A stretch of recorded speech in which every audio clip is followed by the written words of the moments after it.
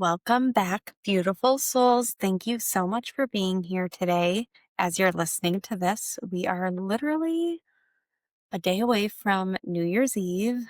What a celebratory time the end of 2025 is going to be for so many people, myself included. I love celebrations. I love any opportunity to celebrate anything. So, New Year's Eve is no different for me. I am so excited. This will be our first New Year's Eve as parents and first New Year's Eve with our baby boy, Augie. And I'm just so excited to see what this New Year's Eve is going to look like for us. So, if you are curious about that, give me a follow on Instagram, and I'm sure it'll be in my stories what we end up doing. As I'm recording this, it's December 12th, so 1212, angel number.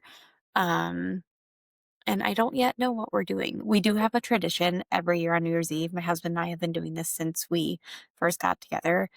So for the past 10 years on New Year's Eve, we take my mom and his parents out for a hibachi dinner, and it's just a special night that we like to it's become a pretty special tradition that we like to do with them. It's just our way of like treating our parents, and so it's just a very fun celebratory dinner for them. And we typically go like early in the evening before things get really crazy out, and we all drive there together. And yeah, it's always just a really fun time.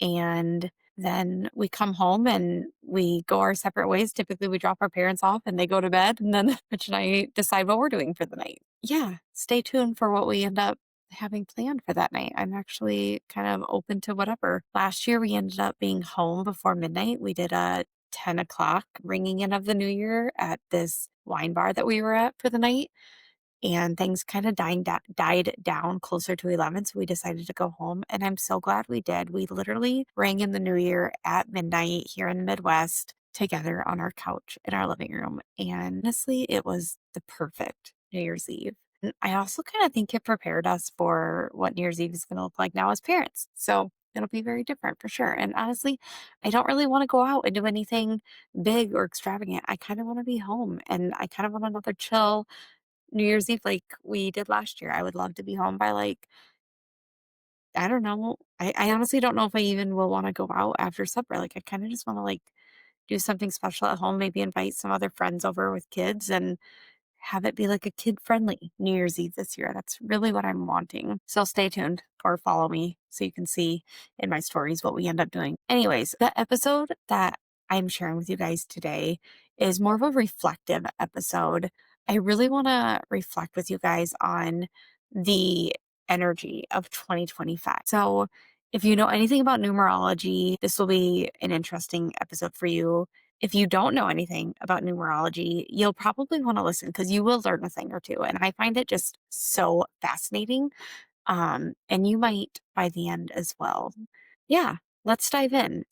I really want to talk about the transformative energy of 2025. 2025 was a year 9 in numerology. If you don't know anything about how to figure out the number of the year, I go to a workshop every year hosted by my friend Hillary Knob, who lives here in the Midwest as well. She's a shamanic healer I've been going to for the past few years.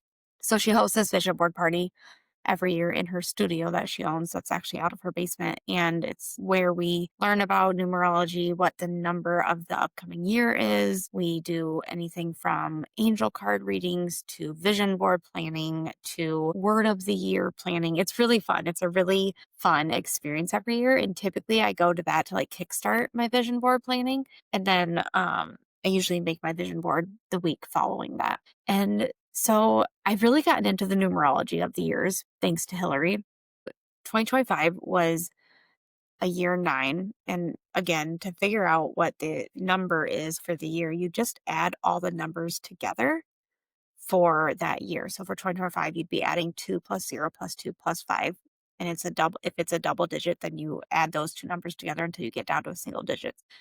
If you do that math, 2 plus 2 plus 0 plus 5, or 2 plus 0 plus 2 plus 5, it's 9. And that's the number of the year. So not only is 2025 a year 9, but it was also a year of the snake. And I don't know if you know anything about, I think that's the Chinese zodiac thing, the animal thing is.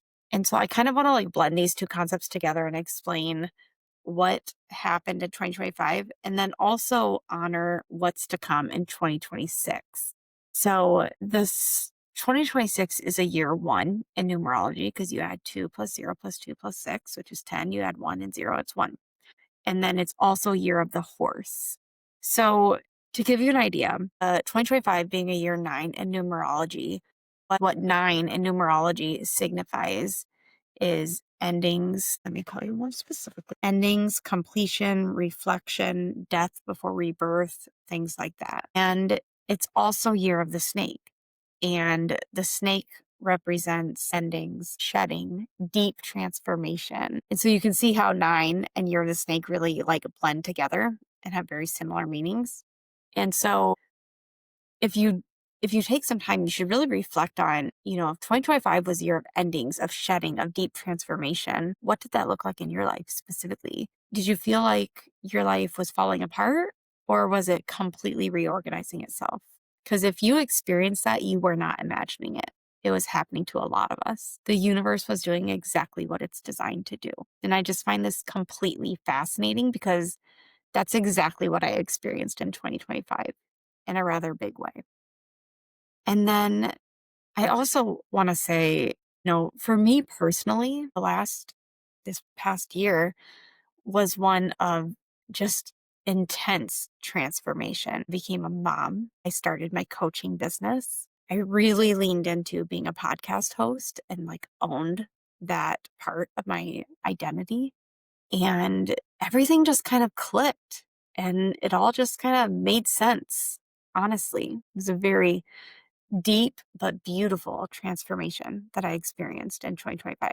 So again, I want to take this episode and I really want to reflect on this together. I also want it to be a celebration and I also want to help you in preparing for going into 2026 with this information because we're honoring what was released in 2025. And then I'm really going to empower you to step boldly into the rebirth that is 2026 because 2026 is really calling us forward or towards something. Before I go into what 2026 looks like, though, I want to dive a little bit deeper into what year 9 means for 2025, what year of the snake means, and things like that. So, to take it even further, what year 9 represents in numerology is completion, endings, and release.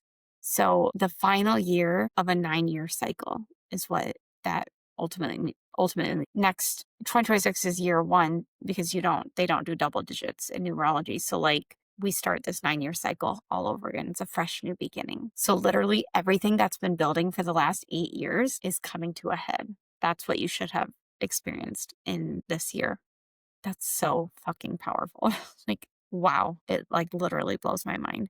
Because when I look back over the last 8 years, that was my relationship with my now husband. We've been together for going on 10 years now. So the past 8 years was like a bulk of our relationship, which is just so wild. So wild to me that it aligns with this numerology and with these past 9 years. 2025 is also in numerology a year of letting go. It could be letting go of certain relationships, jobs, identities, patterns, beliefs that no longer serve you. And I don't know about you, but I saw a letting go in almost all of those areas, not the job, but I saw it in certain relationships. I saw it in identities I was holding. I saw it in certain patterns in my life and beliefs that no longer serve me. So really take some time to reflect on that for yourself. Where in your relationships and jobs, identities, patterns, beliefs did you see this process of letting go? And then some themes that came out of the year 9 was closure, transformation, spiritual growth, karmic clearing, and potentially preparing for a new chapter. And again, I experienced all of that. So freaking powerful. And you might be thinking like, year 9 just feels so intense. It did for me too. And that's not a coincidence because it's not a year of building. We're literally coming to an end. It's a year of clearing. Okay. It's a year of the snake. You're shedding, you're clearing of things that no longer serve you. And clearing can actually feel like loss. It can feel like grief. It can feel like chaos or destruction. Before going into 2020 year 1, year of the horse, which can feel like freedom. And I'll share more about that later on in this episode. So you can see like full picture what I'm talking about. So literally coming to the end of year 9, you are being asked somewhere in this year, you are being asked to release what's been holding you back so that you can step into that next level with a clean slate. There's a spiritual lesson here that I think you need to know and you need to take from this. And what that is it's really important that we trust the endings. Endings don't always have to be looked at as a bad or a negative thing. Ultimately, they could look like you're making space for something better. And I think we don't often look at endings in that from that perspective, but I really encourage you to in this instance. We're making space for something better. What is that in your life? What do you think you're making space for? And then I also mentioned that 2025 was year of the snake. So again, if you're not familiar with the Chinese astrology, let me explain what this means. Year of the snake represents wisdom, transformation, rebirth, introspection, and mystery. So again, it's the snake sheds its skin, which is symbolic of literally releasing old versions of yourself. Think of those identities that no longer align with you, as well as those old patterns that you're ready to let go of in order to make room for bigger and better things. It's a year of going inward, of healing, and hopefully emerging renewed. So again, take some time to really reflect on what this has looked like in your life for 2025. Some themes that might have come out of the year for you as a year of the snake is transformation. Again, shedding of the skin, you're transforming. Intuition, maybe stronger intuition. Letting go of what no longer fits, shedding those layers, and ultimately revealing your more true, more authentic self. And I can definitely relate to that part specifically. I feel like I finally gave myself permission to step out more authentically this year. Like I pretty much like stopped caring what people think of me, stopped caring if they agree with what I say. I just don't care. And I'm not going to take the time to explain myself either. So you can either agree or disagree. This is who I am. This is what I'm saying. And it feels like freedom. It really, really does. So why I said that year 9 might feel like the energy might feel amplified is because both numerology and astrology were pointing to the same message. You probably have picked up on that by now, that this is a year of death and rebirth. We're letting go, we're shedding, we're transforming. And I'm assuming if you are reflecting on this as I'm speaking, that you see the letting go that's happened in this year for you, the shedding that's happened for you, and the transforming that's happened for you. And maybe you're still in that transformation. What I invite you to do is, you can't become that next version of yourself if you're still clinging to the old one. So give yourself permission to shed what you need to shed, because the snake literally teaches us that shedding is necessary for growth. And give yourself permission to leave it in the old year. Step out into the new year boldly as that new version of you. Leave the shedding at the door, literally. So what this looked like personally for me is, I don't even know where to start. There's been so much, you guys. I will say that some endings, we found out in early February that we were adopting a baby that was supposed to be born early March. So shedding like these old identities that we're not just a married couple anymore. Now we're going into our identities as parents. I had to pick up an identity as a mom. There was some endings of some relationships that I honestly did not see coming. And I definitely grieved, but I also had to embrace. There's things that happen that are outside of our control sometimes, and we can't always spend time defending ourselves to people that maybe don't want to understand. And that's okay, right? It's all a part of the shedding. It's all a part of it. But definitely recognize grief in that journey, some confusion, but also some relief. If I'm being completely honest, there was some of that too. But I will say it was really powerful, really powerful. And there was also definitely a death before rebirth. I let this old version of myself, this version of myself who cared what other people thought, this version of myself who felt like she needed to show up as this perfect little boxed in version of herself online. I had to let go of that. And I did. And I just embraced the imperfections. And I embraced this version of me that wants to step out boldly and audaciously. And I really tried to embrace that word, the audacious version of myself. And so I let that old version die and really tried to embrace this rebirth as this audacious new version of Stephanie. There was also a lot of beliefs. I've done so much belief work in the past 5 years that I was really resistant to this work initially because I thought I'd done a bulk of it. I didn't think I needed to do as much anymore. That was really eye opening for me. I had to do a lot of belief work around money again. I didn't think I needed to do more. And that was very naive of me. So I had to really like face some hard truths around that. And ultimately, doing that work again made room for growth and more rebirth, more abundance. I feel like when I embraced this new audacious version of myself, this bold version of myself that I wanted to be, I welcomed new soul aligned friendships that I firmly believe I've known these women for multiple lives. It felt like a coming home with these ladies. And they really helped me to embrace my shedding. They were going through their own shedding. So that was really beautiful. And then projects that were coming to a close. I felt like so going into 2026, I've been telling people that my private practice is coming out of the spiritual closet. And what I mean by that is I am fully embracing my identity as an intuitive therapist. I'm not just providing talk therapy, I'm an intuitive therapist. And so you're getting so much more than just regular therapy with me. I incorporate channeling, I incorporate my Reiki practices into like the energy work into my practice. I'm getting certified in hypnotherapy in 2026. So the private practice is really now more of a spiritual private practice. And I'm really owning that because it's been such a big part of me, but I've held back in bringing it into the private practice out of fear of like what people would think. Specifically here in like rural parts of the country, I just think there are a lot of people that are resistant to that, but I'm not here to serve those people. I'm here to serve the spiritual, the woo woo, the people who want to spiritually grow. And so I just decided like it's time to embrace it. So there was a death that happened with that, but then a rebirth. And it's just been so beautiful to finally like own that, listen, this is who I authentically am. So no more hiding in the spiritual closet. She's out. You're going to hear from her. So that's been really fun. So a lot of shedding, as you can see, a lot of shedding, but a lot of really powerful rebirth as well. And I would say the biggest transformation that happened for me in 2025 was that of becoming a parent. We had a month to prepare for parenthood.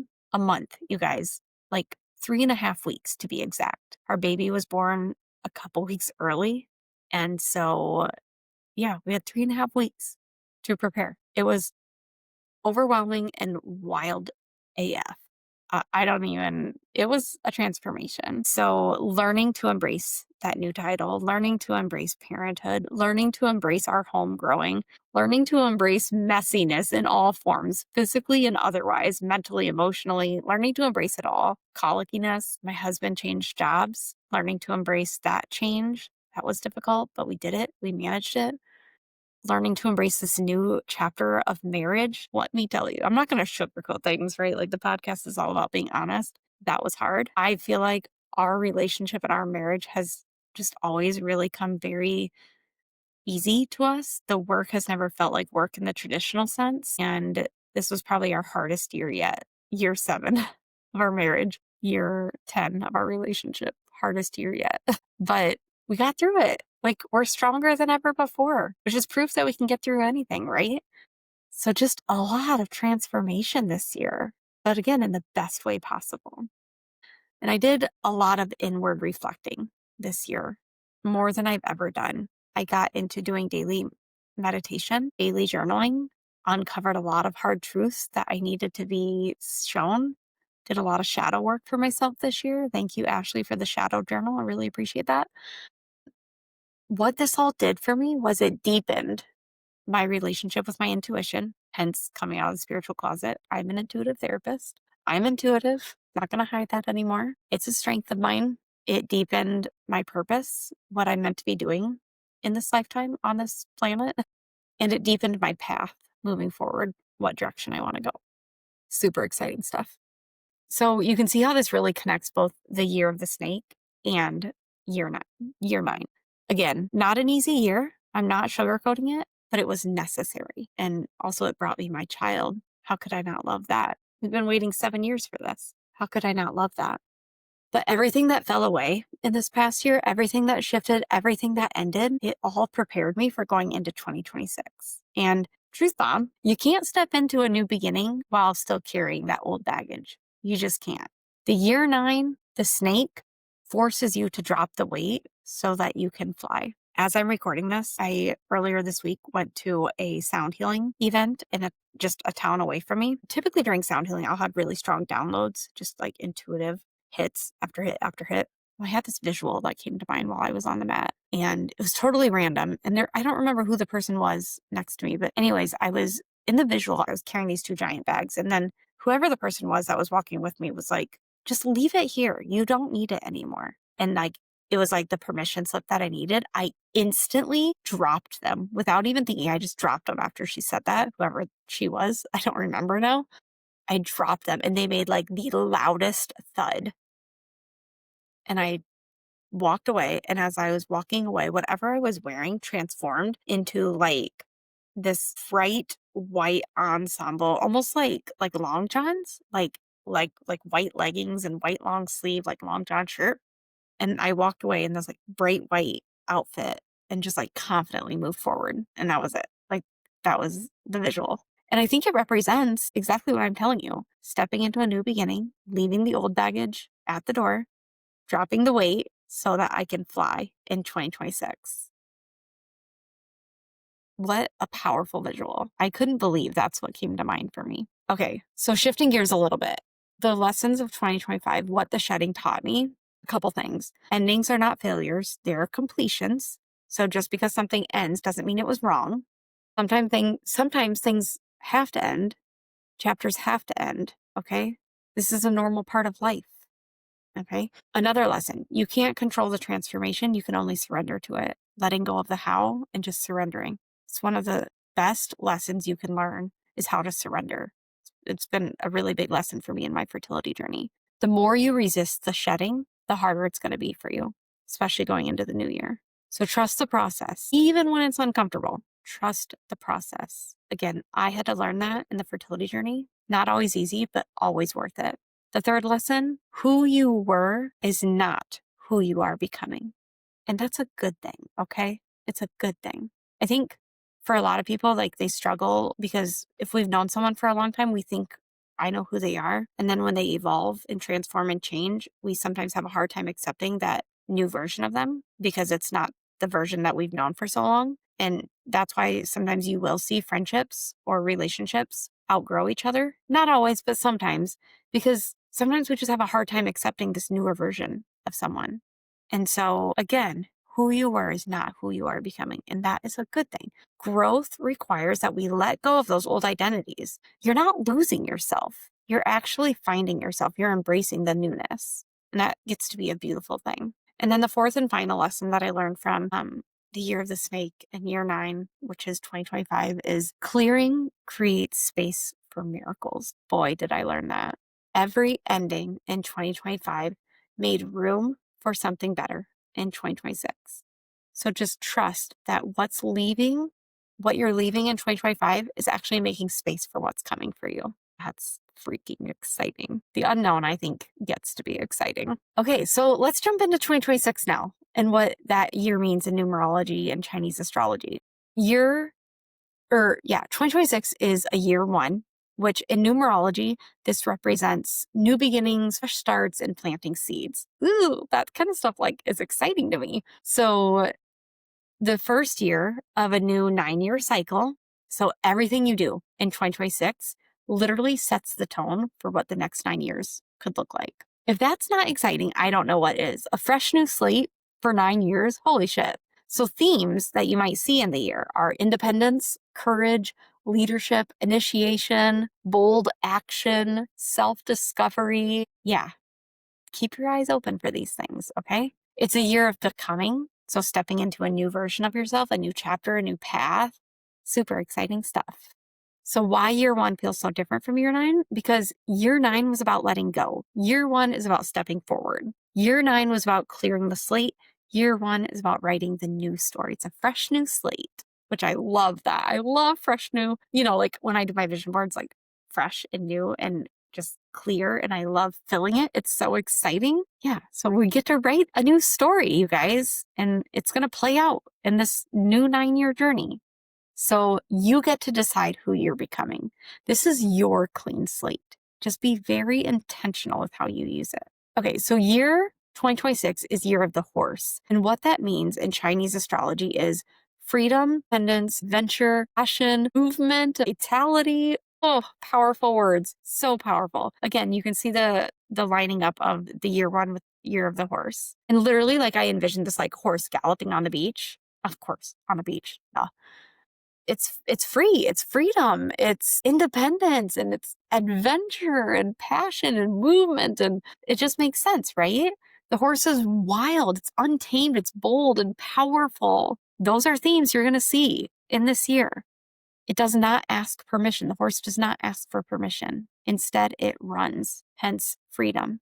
It's a year of action, momentum, confidence, and stepping into your power. I am like so here for this. This is like, as I'm talking about this, it like lights me up inside. I'm so here for it. So some themes you might see in year one are liberation, courage, taking risks. That's exciting. Chasing dreams, moving fast, trusting yourself, really like trusting your intuition. So you can definitely see the contrast between the snake and the horse, right? The snake was slow, introspective, a lot of inward introspection, reflection, right?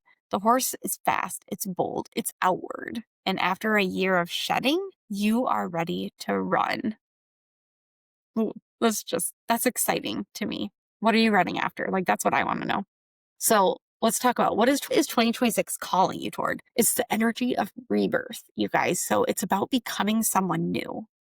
Okay. Not a new person, just a better version of the old you, just a completely evolved version. You're probably already feeling what this is going to look like as I'm talking about this. I know I am. You've shed the skin, and now you get to decide what comes next for you. That's super exciting. It's the energy of independence. This is a year to just trust yourself, to let yourself lead, that bold confidence, and to make decisions based on your vision, not anybody else's. You do not need permission. It's your vision, okay? The horse does not follow the herd. It's freedom, okay? It runs its own race. That's what you're going to do. It's also the energy of that bold action, okay? Year one is about initiating. So you're starting the project. You're potentially starting new relationships, the habits, new habits, the dreams you've been thinking about. You're finally taking action on them. You're not waiting for perfect timing, okay? It moves when it feels the call. So that's what you need to do. Does it feel aligned? Do you feel the call to move on something? Do it. Don't wait. The energy of freedom is another thing I feel like I keep mentioning to you guys. This year is all about breaking free from those old limitations, old patterns, those old fears. You've already done the hard work of releasing in 2025. So now you get to run toward what you actually want. Amazing. That is powerful. So how are we going to step into 2026? What's that going to look like? Well, with intention, first of all. So just want to give you some guidance for going into year one, year of the horse. Set bold, clear intentions. Okay, we're planting seeds in year one. What do you want to create in the next 9 years? Start that now. What do you want to create? Answer that. Journal to it. Don't play small. Like, go full on Delulu, okay? Be like, dream big, be bold. The horse energy will support whatever big dreams come to mind.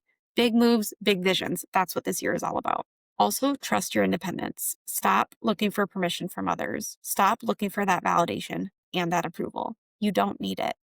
You are the leader of your own life. Grab the reins and run with it, whatever that vision is for you. And then make decisions based on your intuition, not based on what other people are telling you. Make decisions based on your values, your vision, your intuition. That's it. Just really trust that intuition. The third thing I want to say is take action. Don't wait to be ready. You're never going to be ready. Take the action. Year one will actually reward the initiation. So start the thing, whatever it is. Take the leap, make the move. For me, I signed up for hypnotherapy. I wasn't going to wait for the perfect time. Do it. I'm also going to be signing up to start sound healing certification. I decided sometime in 2026. There's never going to be a perfect time. I'm just going to do it. Okay.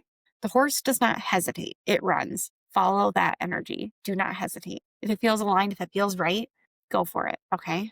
Another lesson, embrace the rebirth. You are not who you were in 2025. That's a good thing, you guys. Honor that. Don't try to go back to that old version. Leave her at the door of the old you. That's the old you. And then ask yourself, who am I becoming? And just let that guide your decisions throughout the year. Another thing I want to encourage you to do is move with momentum. The horse actually thrives on movement. So don't let yourself get stuck in things like overthinking or analysis paralysis. You thrive on movement. Keep moving, keep creating, keep evolving. That's going to get you closer to becoming that next version of yourself. I want to give you guys a ritual to take from this, something that I think could really give you clarity going into the new year. It'll be a ritual for closing 2025 and then opening 2026. It's simple but powerful, and it gives you the opportunity to really honor the transition that you're going to experience going into year one. So first things first, I want you to take some time and reflect on 2025. Sit down with your journal and answer these questions. What did I release this year? What did I shed this year? What endings happened this year? What lessons did I learn this year? I'll say them one more time. What did I release this year? What did I shed this year? What endings happened? What lessons did I learn? And honor the transformation. Even if it was hard, honor it. The next thing in this ritual is to release what's left. Write down anything you're still holding on to from 2025 that doesn't belong in 2026, whether these are old beliefs, old patterns, old grudges, old fears, old identities. Maybe you need to do a cord cutting ceremony, burn it, rip it up, bury it, let it go. Literally do that. Do all of it. Burn it, rip it up, bury it, let it go. Leaving it all at the door, you guys. Step 3 is set your intentions for 2026. Again, get your journal out. Who am I becoming in 2026? Who do I want to become? What am I creating in 2026? What do I want to create? What bold moves am I making? And then write it as if it's already happened. Write it as if it's already happened, like the future version of you is telling the current version of you about it in first person. And then feel the energy of that. That is one of the most powerful practices you can do. And then the final step of this ritual, embody the horse. Stand up, feel your power, visualize yourself running free, wild, confident, unstoppable, and then say out loud, I am free, I am bold, and I am ready. 2026 is mine. And make it your bitch. Seriously. Okay? Just say that to yourself over and over again. Really feel that energy. Really own it. So that is a ritual that can be a very powerful practice. To wrap things up, you guys, I want to remind you that 2025 was not easy. I recognize that. There was hard parts to it for sure. I will be the first to admit that.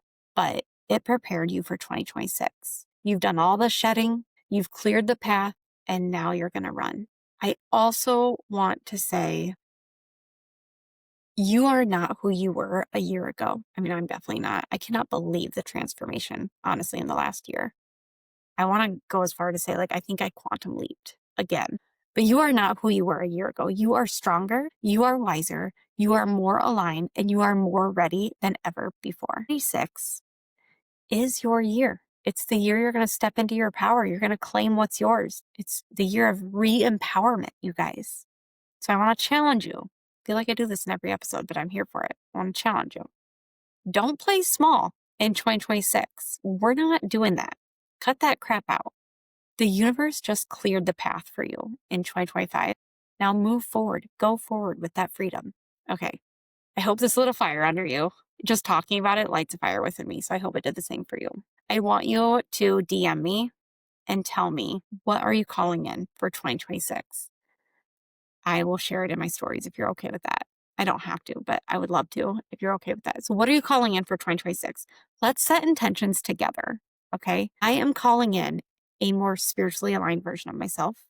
I'm calling in a growing private practice, adding people to my private practice, potentially a new therapist or two. I am calling in more healing modalities to my private practice, really growing it into more of a wellness practice. I am calling in more coaching clients, a more confident coach for sure. But let's set intentions together, you guys. And if this really resonated with you, or if there's somebody that you feel needs to hear this, share it with them or share it in your story. And I guarantee there's someone in your life who's ready for a fresh start, a rebirth, a bold new chapter. And if so, they need to hear this. Send the episode to them. And if you want support on embracing this new version of you, DM me. Maybe coaching is something you need. We can talk about that. And also, if you want to go even deeper on this with me, subscribe to my weekly newsletter. I'll put the link in the show notes, but yeah, you'll learn a lot more about me that way. We go a lot deeper in the newsletter. So, all right, guys, thanks for tuning in. I'll talk to you guys all next week.